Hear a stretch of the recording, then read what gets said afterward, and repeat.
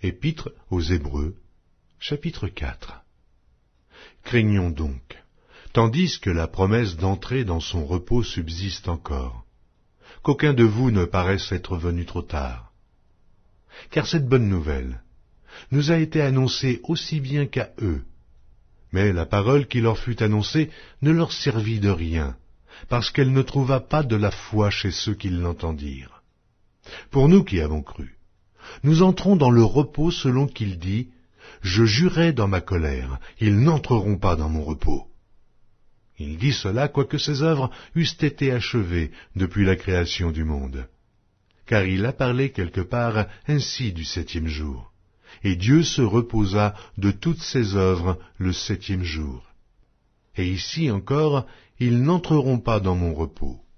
Or, puisqu'il est encore réservé à quelques-uns d'y entrer, et que ceux à qui d'abord la promesse a été faite n'y sont pas entrés à cause de leur désobéissance, Dieu fixe de nouveau un jour aujourd'hui, en disant dans David, « Si longtemps après, comme il est dit plus haut, aujourd'hui, si vous entendez sa voix, n'endurcissez pas vos cœurs.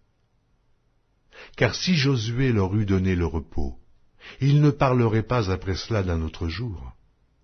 Il y a donc un repos de Shabbat réservé au peuple de Dieu. Car celui qui entre dans le repos de Dieu se repose de ses œuvres, comme Dieu s'est reposé des siennes. Efforçons-nous donc d'entrer dans ce repos, afin que personne ne tombe en donnant le même exemple de désobéissance.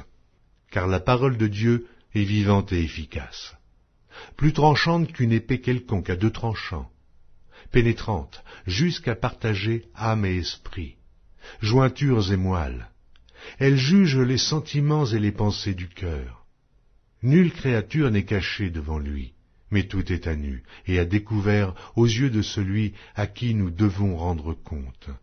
Ainsi, puisque nous avons un grand souverain sacrificateur qui a traversé les cieux, Jésus, le Fils de Dieu, demeurons fermes dans la foi que nous professons. Car nous n'avons pas un souverain sacrificateur qui ne puisse compatir à nos faiblesses. Au contraire, il a été tenté comme nous, en toutes choses, sans commettre de péché.